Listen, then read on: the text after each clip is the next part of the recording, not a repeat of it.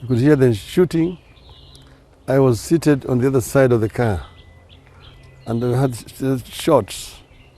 Later on, I saw these shots. You can count them. This is 1, 2, 3, 4, 5, 6, 7, 8, 9. In fact, there are 10. There are 10 shots that were fired. And you could see that these were aimed at a passenger sitting on the other side where I was sitting. You could hear gunshots. And we thought they were firing in the air. But then we heard now the car being hit several times.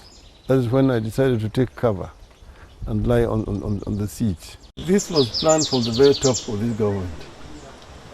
It was very, very top. I don't think that ordinary police officers would aim to come and shoot to assassinate politicians without being commanded from the very top. But there's really no doubt in our mind as to where this came from.